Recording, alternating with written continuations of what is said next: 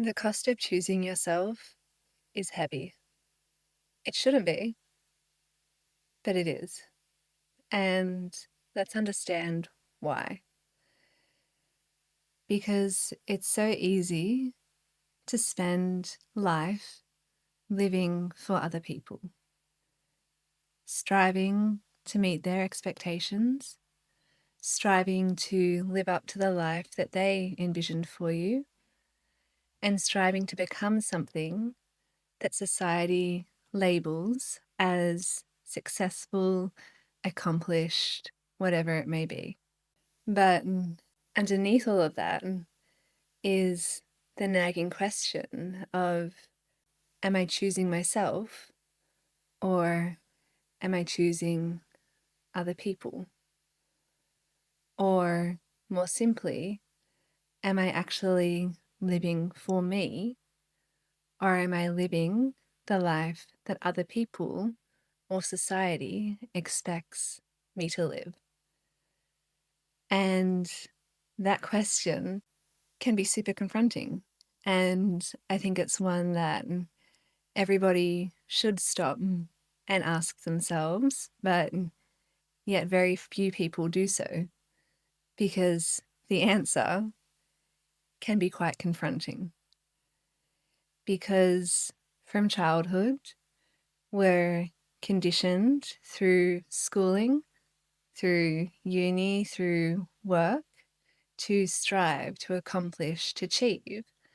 And we get rewarded for doing so.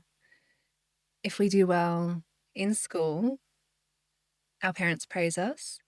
If we don't do well, we might get criticized. And so it just becomes this constant rat race to strive, accomplish, and do better. And we're conditioned into believing that if we're successful, if we have X, Y, and Z, then that's life. It means that we're living a good life, and most of us are fine with that. But yet, underneath all of that is where our soul sits. And it's our soul that starts knocking, especially once we've built a solid life, our soul starts knocking and trying to get us to see that perhaps the life that we've built was not the life that we chose, but the one that we stepped into and constructed based around all of the hopes, expectations, beliefs, and thoughts of those around us. And until we have all of that, we can't question if it's the life that we actually want. But once we ask that question, it opens a can of worms to realizing that perhaps the life that we built for ourselves is not actually ours. And that paves the way to a second question, being, what is the cost then of choosing ourselves? And usually the cost is the accumulation of everything that has been built in life to date. I'll tell you a story of my friend. She spent her entire life building her career, building her life. She got married young, she had kids young, bought a house quite young because she was very well accomplished. But everything that she was chasing, she thought was hers, but it wasn't until she stepped back and realized that she was actually chasing the dreams, the expectations, and the hopes of her parents, particularly her father, simply because that's all she'd ever known. And she just got so caught up in the rat race of striving, accomplishing, achieving, and seeing the positive feedback, the positive reinforcement from society and from her parents when she got those things, that she just assumed that she was building the life that was hers and hers alone. And only once she reached her final milestone of having children did she notice that she just felt so empty inside. She said she felt a grief like no other, and it became almost like a heavy depressive feeling because on the surface, she had everything that she could have ever wanted and more. But yet, she still wasn't fulfilled. She still wasn't happy. And when she realized that it's simply because she built the life that her parents wanted her to have, not the life that was actually aligned to her, did everything come crashing down. And in that moment, she was faced with the choice of, do I destroy everything that I've built to start from scratch, to start over from nothing, and to rebuild a life that is more aligned to myself? Or do I stay trapped in something that I now know is misaligned and feels like a cage simply because I don't want to start over?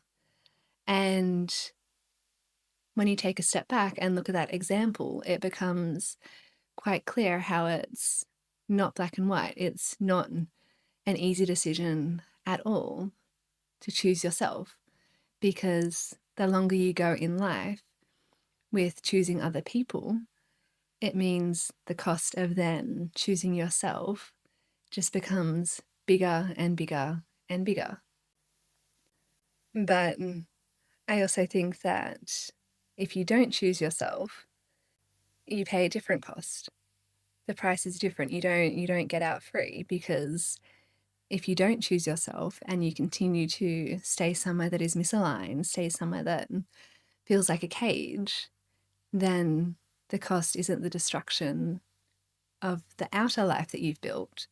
Rather, the cost becomes internal, and it becomes erosion of your own soul, erosion of your own feelings, erosion of your own ability to live a life full of happiness and love. And I would argue that that's a bigger price to pay than losing what's in the outer world, because if you lose yourself, I think it opens the door to far more pain in the future, especially when the outer world is a reflection of our own inner state. I think it then paves the way for outer life to start mirroring down the line the unhappiness and misalignment that you feel within.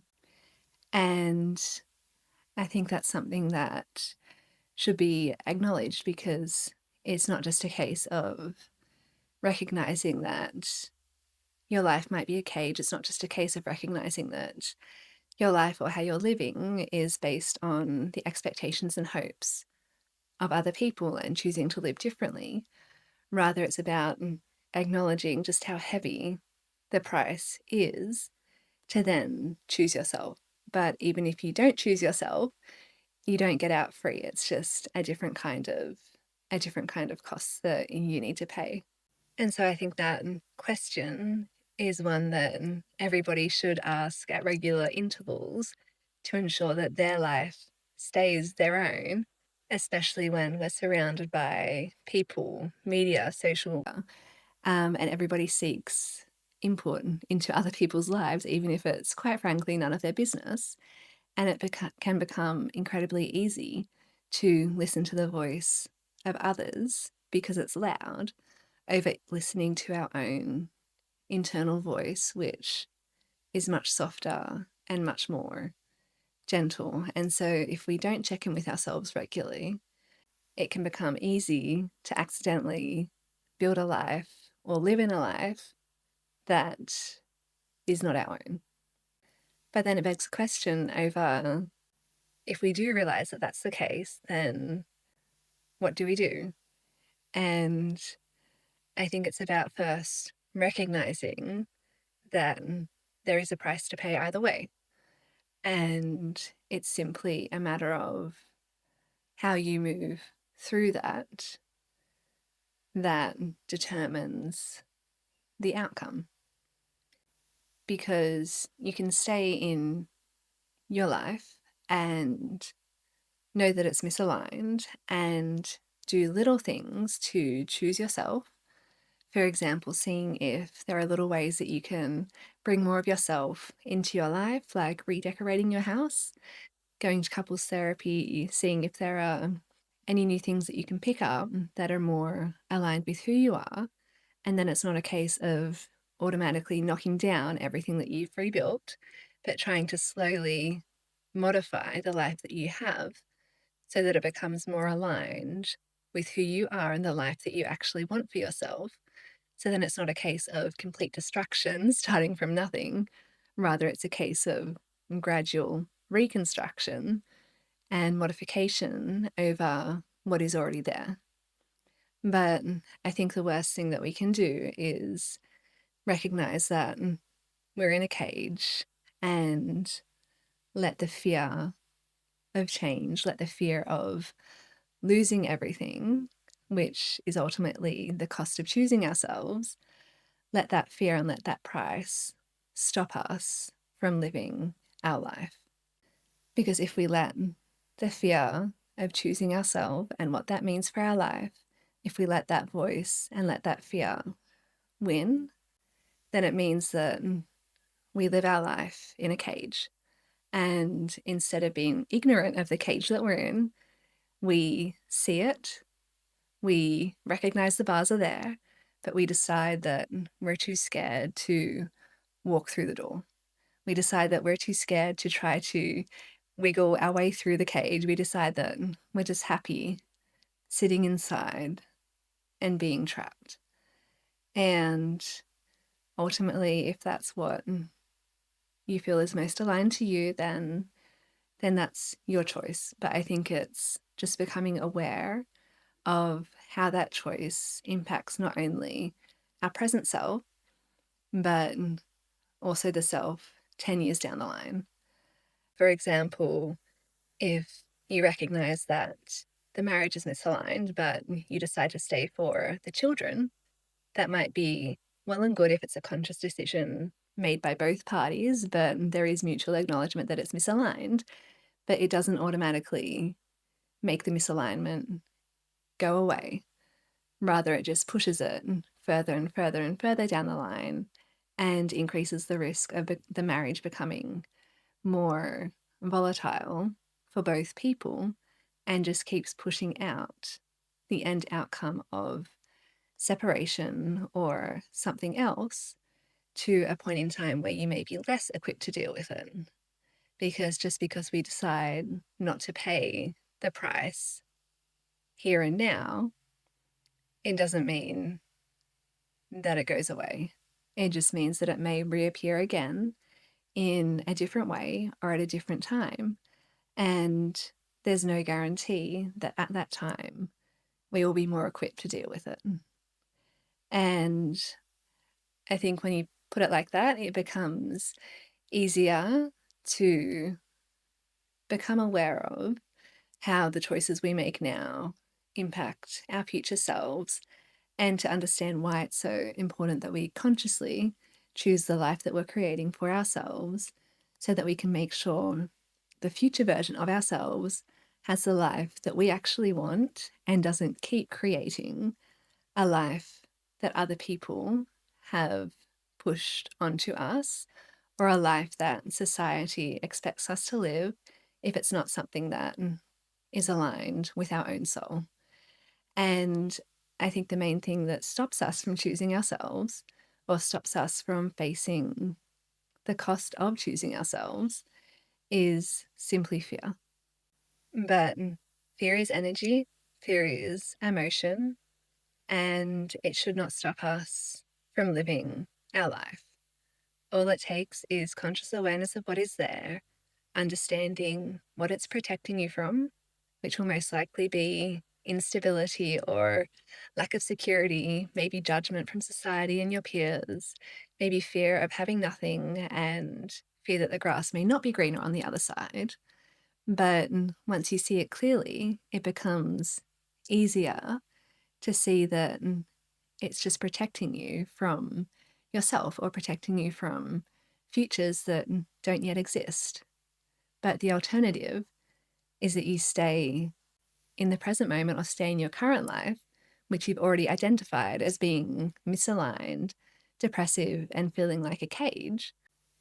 And if you choose to stay in that for fear over a future that may not arrive, then that's a conscious choice in itself. But it's only one that can be made once you see both sides clearly. And so, yes, the cost of choosing yourself is high, but there is a price to pay for not choosing yourself as well. And when you look at both sides, the cost, it doesn't go away.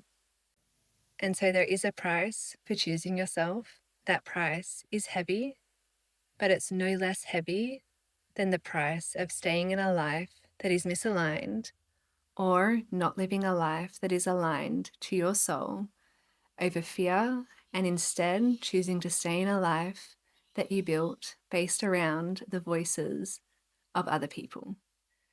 Because a cage is still a cage. And so the price of choosing yourself is heavy, but it's no less heavy than the cost of living a life that is not truly yours and not truly aligned with who you are.